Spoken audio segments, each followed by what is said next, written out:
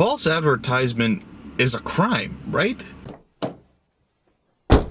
Well, that was a movie. Hello and welcome back to SimonsRants. I'm Simon, and today I'm giving my first thoughts on Cruella. It's a prequel film about Cruella DeVille, played by Emma Stone, as she becomes the character that we know from 101 Dalmatians. She starts out as a young child prodigy, she turns into a fashion designer, and then gets bigger ambitions from there and goes directly against her boss. This movie didn't know what it wanted to be. It was all over the place. It was a mixed bag, and that's a shame because I thought that this plot could have been really good. I thought that this could have been a really good movie, a dark movie, an edgy movie, and they were obviously trying to go for that in a way. This is PG-13, and I think that there could have been a very good PG-13 or even R-rated movie that came out of this, but what we got was confusing because it was trying obviously to be edgy and darker, hence the PG-13, but everything about it was so juvenile and so kiddie, from the humor to the writing to everything in this movie. It seemed like it was obviously intended for kids, or at least a juvenile audience. And so why the PG-13? This movie didn't deserve a PG-13. I don't know anything that happened in this movie other than maybe one moment that warranted that PG-13. And I don't know that even that moment did. I guess it was a bit shocking. It was a bit abrupt and you weren't really expecting it. At least I wasn't. But PG-13 really seemed harsh. So I don't know. I don't know who this movie was made for, other than I guess 12-year-old girls that got their parents to buy the tickets for them. That's probably who it was made for, which is a shame because, like I said, this plot could have committed to doing something great. It kind of reminded me of how I reacted, at least, to Promising Young Woman, where there was an idea and it was executed to a certain level, and I thought if they had taken it a couple steps farther, it would have been a million times better. Promising Young Woman obviously was still rated R. There was violence, there was swearing, there was sex, there was a lot of stuff in that movie. This is not like that, but it was very Disney, despite it being PG-13 and still kind of going for that edgy feel. It was still very Disney squeaky clean, and if they could have removed that a little bit, somehow maintain the Disney charm but remove that, maybe like an old school Tim Burton type feel movie where it's obviously PG-13 or R or whatever, but it doesn't have that squeaky clean Disney feel. You'd be able to do so much more with this character, turning her into like a Selena Kyle Catwoman or a Harley Quinn type, where she is this mad, evil, vile, she kills dogs, she's a sociopath, a psychopath. You could make a really cool origin story out of a villain like that, something like Joker. That's what I had heard people talk about this movie in premise like. I know obviously the easy comparison was calling it a Maleficent type because it's Disney again. Angelina Jolie played Maleficent in the events surrounding Sleeping Beauty, so you'd think Disney villain surrounding Disney movie, same thing. But I had heard some people say it's going in a darker direction. It's got a PG-13. It's going to be more like Joker with Joaquin Phoenix. But no, it is the same thing as Maleficent. It doesn't go anywhere close to Joker, and I wish it did. I wish it went in a direction where instead of trying to soften the edges of a villain to make them more interesting and likable and more of a good guy, you show the grittiness, you show the evil of them, because that's entertaining too. I don't need to watch a movie just about good guys to be entertained. Joker was an amazing movie. Make a movie, a origin story about Cruella DeVille like that, and I will watch it. It will be great. Especially, I mean, the casting for the most part was really good. I thought Emma Stone, the second I heard that casting, I thought she'd be good, and she was good. Emma Thompson as the villain was also fantastic. Maybe an even better Cruella DeVille type than Emma Stone was. Obviously, neither of them come close to Glenn Close. She is the pinnacle of Cruella DeVille. She was fantastic. She's amazing. Emma Stone was very good, though. Even though I can't compare her directly, it's like comparing anybody to Mark Hamill's Joker. Nobody comes close. Or Heath Ledger's Joker, whichever you want to say. Nobody's gonna come close to that, but you can still do a really good rendition, and that's how I felt about Emma Stone. Overall, This movie to me is like a 5.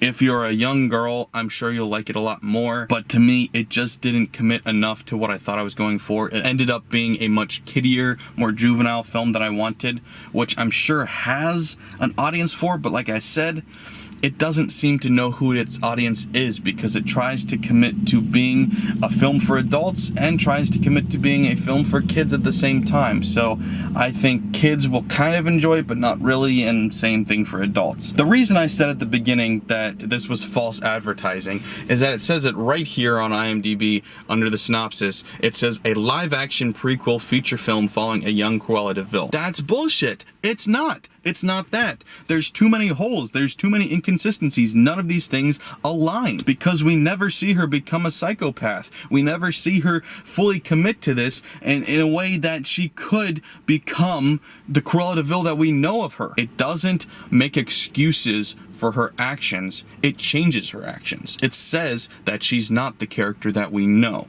And that's a shame to me because I wanted them to commit more to the villain origin story. I don't care if she starts out as a good guy. I don't care if you make it understandable and relatable to an extent, like in Joker, where you understand why Joaquin Phoenix, he's already kind of crazy, but he snaps fully and becomes a villain.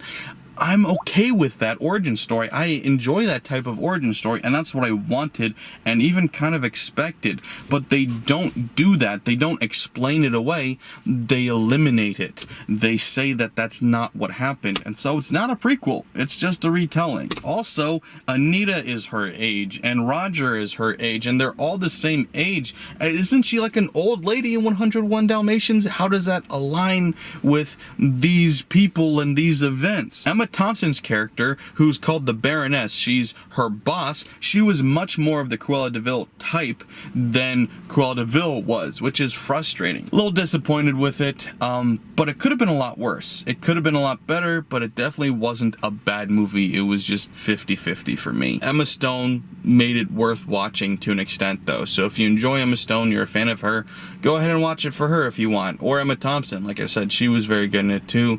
The rest of the cast pulled their own as well. So yeah, thanks for watching. Please remember to like, share, and if you're new here, subscribe. I'm going to spoilers right now. So the only moment that I can think in this movie led to it being PG-13 is fairly early on. There's a death scene of supposedly Cruella's mother. We find out later that it's not actually her mother, but it's her adopted mother. She gets pushed off the cliff by Emma Thompson's character, and it's very sudden, very shocking, like, whoa, and she's dead. Or I guess actually when we first see it, it's the dogs doing it, but still, I feel like that is a bit heavy for a PG movie, but it's like at the very limit of PG. This is in no way a PG-13 movie, which is disappointing to me because I heard it was PG-13. I was like, ooh, are we gonna get some blood? Are we gonna get some violence? Are we gonna get some dark and twisted things here? Because like I said, this character is basically a Selena Kyle from Batman Returns. That's what I'm hoping for, is this crazy nutcase who is a fashion designer. She's got hopes, she's got dreams, she's got passions, and then one day she could snap and become this crazy psychopath that kills people mercilessly and skins dogs for dresses because she's a sociopath. That's what I wanted, so I'm intrigued by that. And they hint at it a lot. They really do. They steal the Dalmatians from Emma Thompson at one point because one of the Dalmatians swallowed a piece of jewelry that she was trying to steal. The plot is all over the place, by the way. It's over 2 hours. It's very convoluted. I'm not going to even try and describe the entirety of the plot. If you haven't seen it, don't worry if what I'm saying doesn't make sense. Just come with me. So anyway, they have the Dalmatian and she goes, they really are beautiful. That would make a beautiful dress. And the guy's like, oh, how dare you? And he says, I'm joking. And then later she's talking about murdering Emma Thompson. And they're like, oh, she's like, I'm joking. And she just keeps doing that. I'm like, stop joking and commit to it. Be crazy. Be a psychopath. You are Cruella DeVille. Be a doll. Be evil. That would have been fascinating for me to watch. I would have enjoyed that, seeing that descent into madness. We also need to talk about how, so she's got like 2 identities, which feeds into like the crazy side that would have worked in a better film, where she's Estella and then she's Cruella. Cruella isn't her actual name. It's like a nickname her mom gave the dark side of her when she started acting like it's her Slim Shady, if that makes sense. And so you've got these 2 different personalities personalities that she starts living at the same time when she's working for Emma Thompson. She's working for her as Estella, and she's competing against her as Cruella. And nobody can tell that she's the exact same person. She looks exactly the same. She just has different hair and is wearing a fancy dress, and everybody's like, oh, I can't possibly figure out who that is. It's like Clark Kent Superman. Like, how can you not tell? It's ridiculous. I also like they just completely rework all the characters. Like Roger from 101 Dalmatians works as the lawyer for the Baroness. I don't think he was a lawyer in 101 Dalmatians, was he? And then Anita Darling, works as like a gossip columnist or some sort of reporter, something, and doesn't work for Cruella or the Baroness or in fashion at all, like she's supposed to. They used character names to be like, here, look, it's 101 Dalmatians and stuff, but it's not.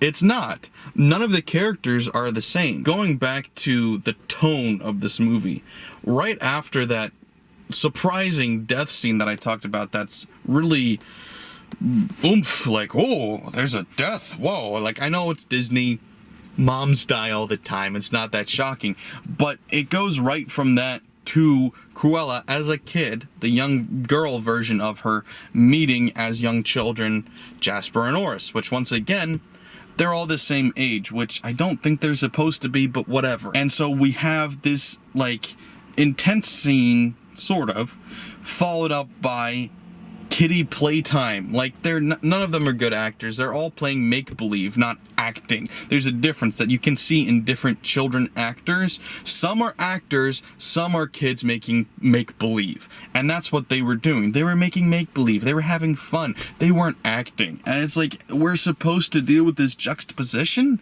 It's not working. Like, it's doesn't work. And that's how a lot of this movie felt, was just moments that didn't work together. Once again, I bring up Promising Young Woman. There was a lot of good moments in that. It wasn't good as a whole. And that's how this felt, was there was some good moments in there, not as many as Promising Young Woman. This was lower quality in production, despite it being Disney, which is big budget and all that. It just felt low budget. There was tons of needless CGI too that didn't look good.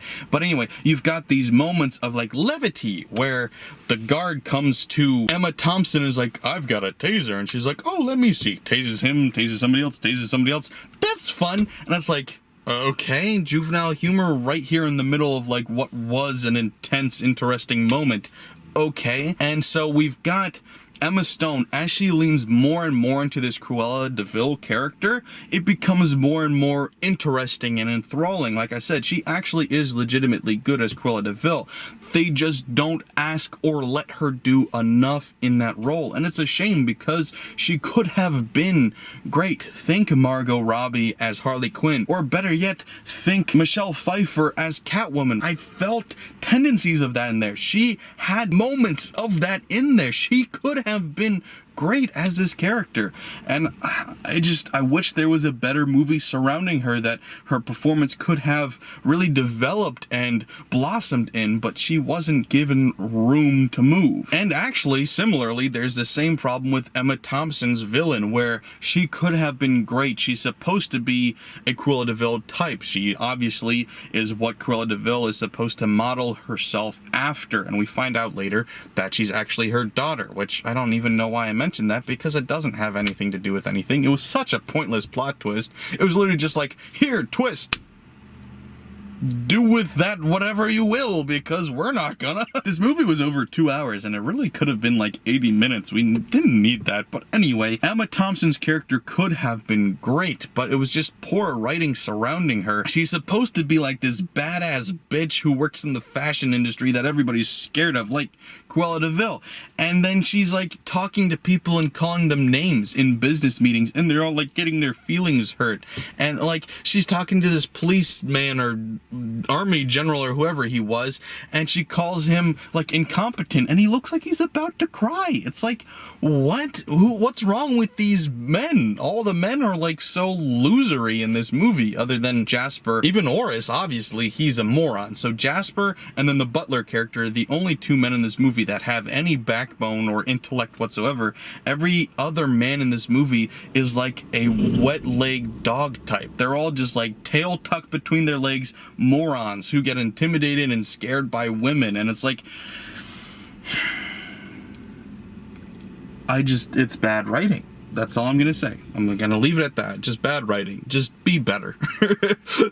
You don't need to be whatever Disney. Just don't be like that. So yeah, that's what I had to think. Could have been a lot better. I was tempted, if I'm being honest, to give it a 6 because Emma Stone was fascinating. She was good in this role, and there was moments of this movie that were fun. There were, but I just think that it was too 50-50. I couldn't enjoy it more than I didn't, so I'm leaving it at 5. But I think if you're part of the right demographic, as narrow as that demographic they've made for themselves is, I think you'll enjoy it more. They just really narrowed it down here. Right now it is a 7 on IMDb. Not entirely sure why. All I can think of is there's only 700 reviews so far, so it's all the people that were clamoring to see it who were going to love it no matter what, and nobody else has seen it yet because why bother? It's $25 on Disney Plus on top of whatever you're already paying for Disney Plus, so yeah, I bet nobody's really watching it there. And then, I mean, the theater I saw it in was practically empty because I'd rather pay $15 than 25 plus 10 or whatever. It's so dumb. Disney needs to get a better system. This isn't a bad review. It's just not a good one either. It's a kind of review. So that's what I did think. What do you guys think, though? Let me know in the comments below if you saw it, what you thought. Also, don't forget to like, share, and if you're new here, subscribe. Thanks, guys. Bye.